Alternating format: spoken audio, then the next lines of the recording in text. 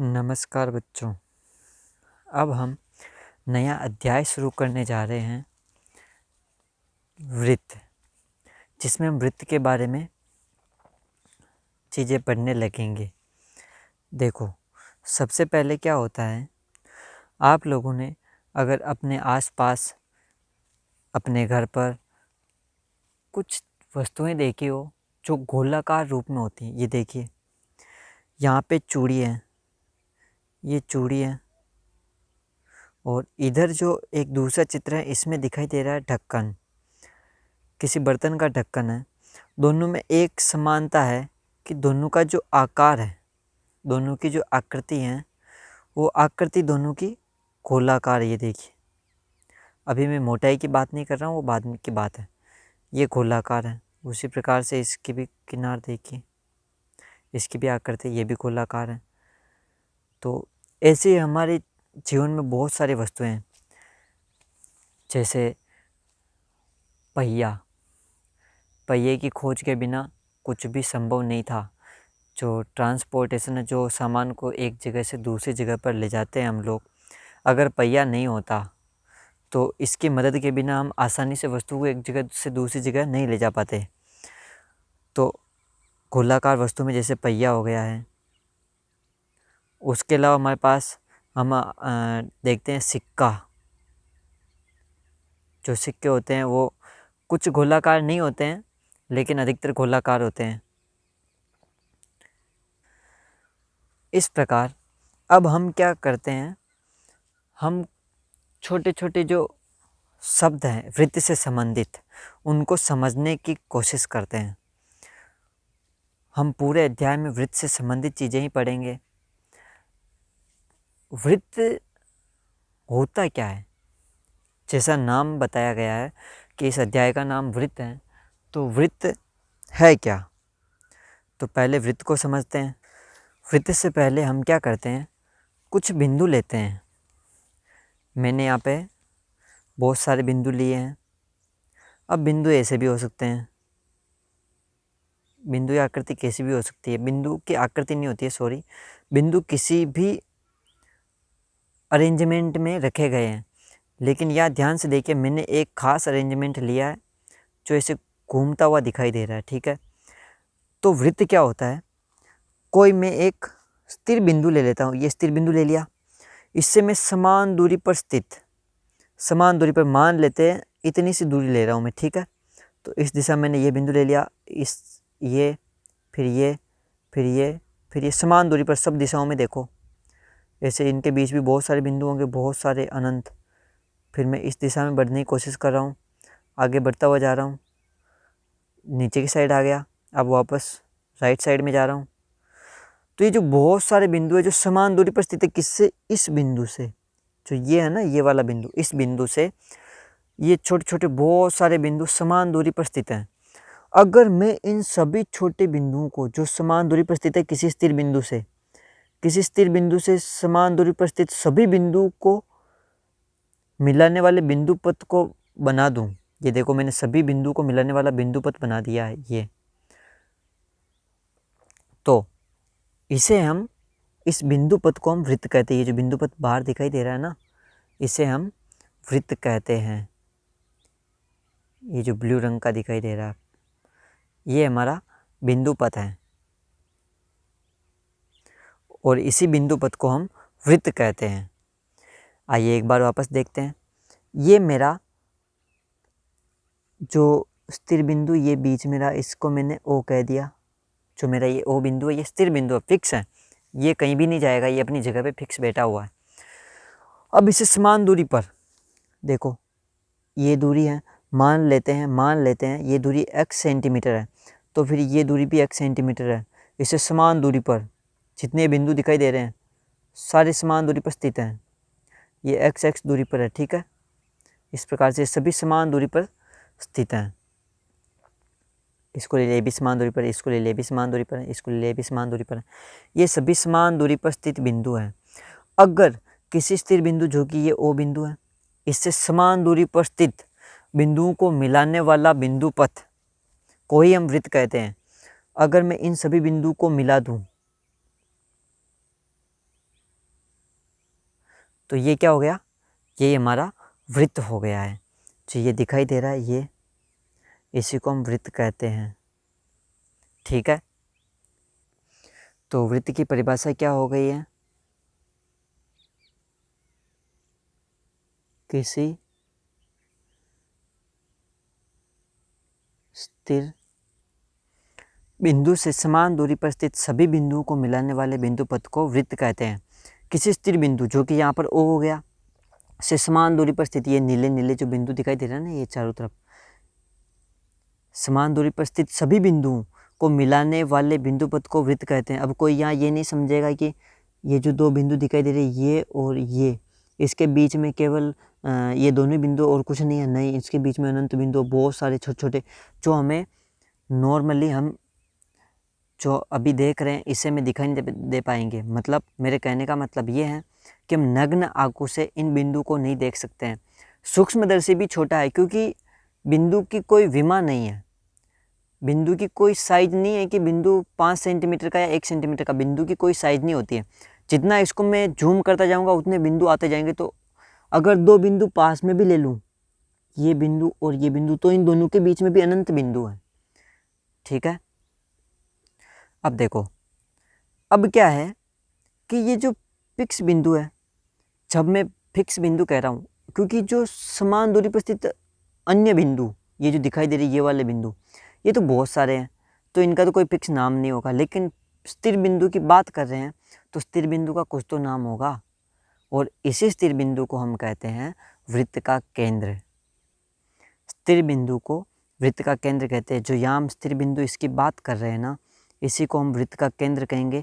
अगर आप चित्र देख रहे हो तो चित्र में देखो, जो ये स्थिर बिंदु ये वाला है जिसको मैंने O नाम दिया था, तो अभी इस समय के लिए जो O है, O बिंदु है, ये हमारे इस दिए गए वृत्त का केंद्र है। इसका मतलब ये नहीं कि आपको कहीं भी O बिंदु लिखा हुआ दिखाई दे, मान लो त्रिभुज में भी O बिंदु दिखाई दे जाते हो, ये वृत्त का केंद्र है, नहीं नहीं, हमें आकृति देखनी है और जगह देखनी कि किस जगह पे है।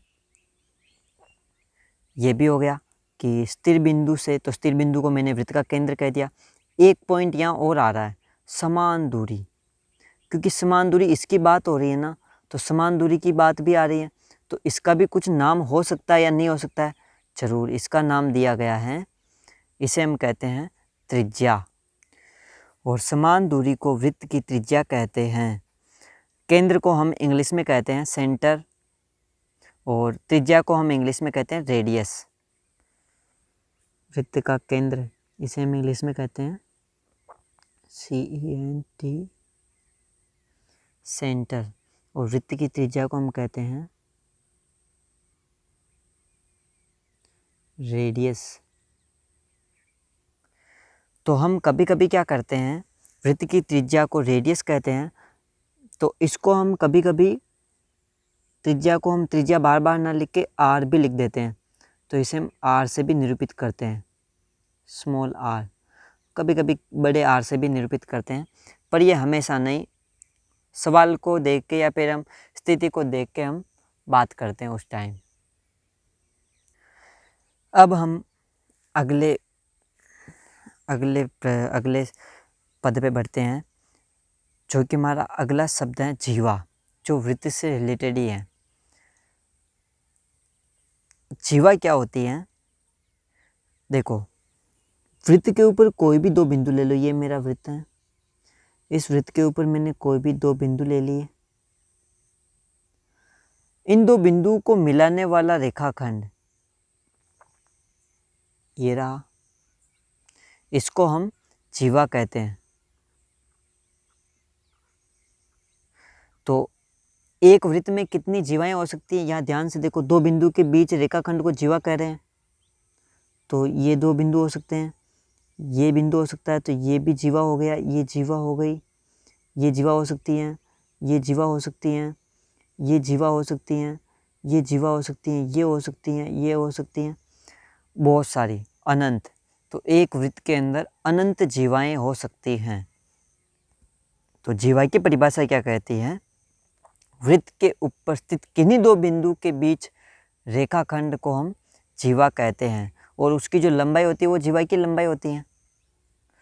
वृत्त पर स्थित किन्हीं दो बिंदुओं को मिलाने वाले रेखाखंड को जीवा कहते हैं। अब इसका एक मुख्य बिंदु जो अभी हम बात कर रहे थे कि किसी वृत्त के लिए कितनी जीवाएं संभव हैं। किसी वृत्त के लिए अनंत जीवाएं संभव है। ये एक विशेषता है या इसके हम गुणधर्म कह सकते हैं जो वृत्त का है। पर इसका मतलब ये नहीं कि इसकी परिभाषा क्या है। वृत्त पर स्थित किन्हीं दो बिंदुओं को मिलाने वाले रेखाखंड को जीवा कहते हैं। जब भी हमें कोई शब्द दिया जाएगा या जब भी सवाल कुछ कहेगा तो हम लोग हमेशा जैसा जैसा सवाल कहता जाएगा हम वैसा वैसा करते जाएंगे। जैसा अभी हम यहाँ बात करें जीवा, तो हमें जीवा की जो बेसिक समझ है वो पता होनी चाहिए। जीवा क्या होती है? वृत्त के ऊपर स्थित किन्हीं दो बिंदु के बीच की रेखाखंड को हम बीच जो मिलाने वाला रेखाखंड होता है दोनों बिंदुओं को मिलाने वाले रेखाखंड को जीवा कहते हैं। बस, और कुछ भी नहीं। हमें जीवा जब भी कहे तो हम ये दो बिंदु लिए कोई भी, ये रेखाखंड बना दिया, ये जीवा हो गया अपना। ठीक है। अगर वो कुछ कोण कहे तो हम उसकी बातें आगे करेंगे। अब हम देखते हैं कि व्यास क्या होता है। देखो, अभी हम जीवा की बात कर रहे थे कि वृत्त के ऊपर स्थित किन्हीं दो बिंदु को मिलाने वाला रेखाखंड को हम जीवा कहते हैं। तो जीवा ये थी, ये जीवा है यहाँ से लेके यहाँ तक।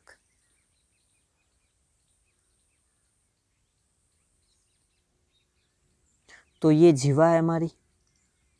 मैं क्या करता हूँ, दो बिंदु को और दूर ऐसे, मतलब ये जीवा की लंबाई बढ़ती जा रही है। एक समय ऐसा आएगा, ये देखिए ओ बिंदु से गुजर चुकी है, अब वापस जीवा की लंबाई कम होती जा रही है। तो इससे हमें क्या समझ मिली है कि जो सबसे ज़्यादा लंबाई की जीवा है वो केंद्र से होकर गुजरती है। तो कुछ खास मिला हमें। इसको क्या नाम दिया जाए? तो इसको नाम दिया गया है व्यास। वो जीवा जो केंद्र से होकर गुजरती है उसे हम व्यास कहते हैं। ये व्यास की परिभाषा हो गई कि वह जीवा जो केंद्र से गुजरती है उसे व्यास कहते हैं। इसके अलावा और भी कुछ हो सकता है। देखो, कोई दो बिंदु, वृत्त के ऊपर स्थित किन्हीं दो बिंदुओं को मिलाने वाला रेखाखंड जो केंद्र से होकर गुजरता है, ये देखिए, तो उसे हम व्यास कहते हैं। किन्हीं दो बिंदुओं को मिलाने वाला या किन्हीं दो बिंदु जो वृत्त पर स्थित है, तो परिभाषा क्या होगी? और मतलब इस परिभाषा के अलावा वृत्त पर स्थित किन्हीं दो बिंदुओं को मिलाने वाला रेखाखंड जो वृत्त के केंद्र से गुजरता हो। ऐसे तो किन्हीं दो बिंदुओं को मिलाने वाली ये रेखाखंड भी है, पर ये व्यास तभी कहलाएगा जब ये केंद्र से गुजरेगा। तो केंद्र से गुजरने के लिए इस एक बिंदु को या तो इस साइड आना पड़ेगा, इसके जस्ट सामने, केंद्र के सामने, या तो इधर आना पड़ेगा इस वाले को, या फिर इस बिंदु को घूम के इस साइड आना पड़ेगा जो कि इससे अपोजिट साइड में होगा, इस साइड में, तब जाके ये व्यास कहलाएगा। तो ये हमारा व्यास नहीं होगा, ये व्यास नहीं है। ये तीनों अब हमारे व्यास हैं, ये व्यास हैं, ये व्यास हैं, ये व्यास है। ठीक है। यहाँ एक और अगर हम नोटिस करें तो हमें एक बात और दिखाई दे रही है कि सबसे बड़ी जीवा जिसकी लंबाई सबसे ज़्यादा है, देखिए ये छोटी जीवा है, ये उससे बड़ी लंबाई की जीवा, ये थोड़ी और लंबाई, ये बड़ी, ये बड़ी, ये बड़ी, अब वापस छोटी। तो इसका मतलब ये वाली जो जीवा आई है, ये वाली, ये क्या है? सबसे बड़ी जीवा। इसी को हम क्या कहेंगे? व्यास। जो कि हमारा व्यास है, साफ साफ शब्दों में देख सकते हैं कि यही हमारा व्यास है। केंद्र से भी गुजर रहा है, वृत्त के इसके जो दोनों बिंदु है बाहर वाले रेखाखंड के, वो के वृत्त पर स्थित हैं और केंद्र से भी गुजर रहा है। और ये हमारी जीवा भी है। जीवा क्यों है? क्योंकि वृत्त के किन्हीं दो बिंदुओं को मिलाने वाला रेखाखंड जीवा कहलाता, तो जीवा तो है ही। अगर वो जीवा केंद्र से गुजरे तो व्यास भी कहलाता, तो दोनों शर्तें पूरी कर रहा है। तो जो व्यास है वो जीवा भी होता है, जीवा होता है, लेकिन जीवा व्यास हो हमेशा ये जरूरी नहीं है। ठीक है। यहाँ एक बात और ध्यान से देखें हम, तुम्हें एक बात और दिखाई दे रही है। पहले हम वृत्त को ड्रॉ कर लेते हैं। मैंने यहाँ वृत्त पर स्थित दो बिंदु लिए हैं ए बी, उनको मिलाने वाला रेखाखंड ए बी है, जो कि हमारा जीवा और व्यास भी, क्योंकि केंद्र ओ से गुजर रहा है। तो ए बी क्या हो गया, व्यास। ठीक है, व्यास को हम इंग्लिश में कहते हैं डायामीटर, DIA, डायामीटर। तो व्यास को भी हम जनरली डी से डिनोट कर सकते हैं, पर ऐसा ज़रूरी नहीं है। तो डी अभी के लिए मैं मान लेता हूँ कि डी है यहाँ पे व्यास। ठीक है, अब देखो ए बी व्यास हो गया। यहाँ ध्यान से देखो तो ओ ए बराबर है ओ बी। क्यों? क्योंकि दोनों केंद्र से बिंदुओं की जो हमने समान दूरी ली थी ना वृत्त की परिभाषा में, वो है, और उसे हम क्या कहते हैं, त्रिज्या। त्रिज्या को मैंने आर माना है। तो देखो, क्या मैं ऐसा लिख सकता हूँ, जो व्यास की लंबाई है ए बी, वो हम दो टुकड़ों में तोड़ देते हैं, ओ ए, जो ये ए बी कंप्लीट लंबाई है, दो टुकड़ों में तोड़ दी, ओ ए प्लस ओ बी, या फिर ए ओ बोलो या ओ ए बोलो, एक ही बात है, ओ ए प्लस ओ बी। और ओ ए को हम क्या कहते हैं, आर, जो कि त्रिज्या है, प्लस ओ बी भी क्या है, आर, और ए बी क्या है, डी। तो डी बराबर क्या हो गया, 2r। डी को हम क्या कहते हैं, व्यास, और आर को क्या कहते हैं, त्रिज्या। तो 2 गुणा त्रिज्या। तो हमें एक संबंध मिला है कि व्यास है, व्यास त्रिज्या का दोगुना होता है। ये ध्यान में हमें रखना है। ठीक है, व्यास त्रिज्या का दोगुना होता है। अब देखो, ये वृत्त दिखाई दे रहा है, इस वृत्त के बाहर कुछ भाग हैं, जिसे मैं पीले कलर से दिखाता हूँ। ये बाहर है, बहुत दूर दूर तक फैला हुआ है। ठीक है, और अंदर भी कुछ भाग हैं, जिसे मैं नीले रंग से दिखाई देता हूँ। ये अंदर वाला भाग है, तो इनको भी हम कुछ नाम देते होंगे। तो अंदर वाले भाग को तो हम कहते हैं अभ्यंतर। जो बाह्य वाला भाग है, बाहर वाला, इसे हम कहते हैं बहिर्भाग। जो बहिर्भाग होता है, ये जो वृत्त दिखाई दे रहा है ना, ये वृत्त, इस वृत्त या वृत्त से बाहर होता है। और इस वृत्त की जो अंदर है, ये अंदर वाला, वृत्त से जस्ट अंदर, इसको हम अभ्यंतर कहते हैं, इंटीरियर। और बहिर्भाग को हम कहते हैं एक्सटीरियर। किसका? वृत्त का। तो वृत्त का अभ्यंतर भाग तो इंटीरियर ऑफ सर्कल, और बहिर्भाग तो इंटीरियर एक्सटीरियर ऑफ सर्कल। ठीक है, कोई बिंदु अभ्यंतर में है, इसको हम चेक कैसे करेंगे? तो उस बिंदु की हम जो ये केंद्र बिंदु ना ओ, इससे दूरी देखेंगे। मान लो यहाँ बिंदु है, तो इसकी जो दूरी है, मान लो ये बिंदु ए, तो जो ओ ए है ना, ओ ए, वो ओ ए आर रेडियस से कम होगी, तो ये अभ्यंतर में है, तो ये अभ्यंतर में हो गया। और अगर बहिर्भाग में है, तो बहिर्भाग में जो ओ, यहाँ मैंने मान लिया बी बिंदु है, तो जो ओ बी है वो आर से बड़ी होगी। ठीक है, ये बहिर्भाग में आ जाएगी। अब एक और, जो वृत्त है, ये वृत्त पीले कलर में दिखाई दे रहा है, ये वृत्त और इसके अंदर का जो भाग है, इसको हम कहते हैं वृत्त। और जो ये अंदर का भाग है कंप्लीटली, जिसमें वृत्त भी आ गया और अंदर का भाग, इन दोनों को मिला के कहते हैं वृत्तीय क्षेत्र। वृत्त और वृत्त के अंदर का भाग, तो यहाँ क्या है, वृत्त और वृत्त के अंदर का भाग। वृत्त के अंदर के भाग को हम क्या नाम दे रहे थे? अभ्यंतर। तो एक तरीके से क्या हो गया, जो ये वृत्त है ना, वृत्त जो एक प्लेन पर है, धरातल पर एक प्लेन पर है, उसको ये 3 भागों में बांट रहा है।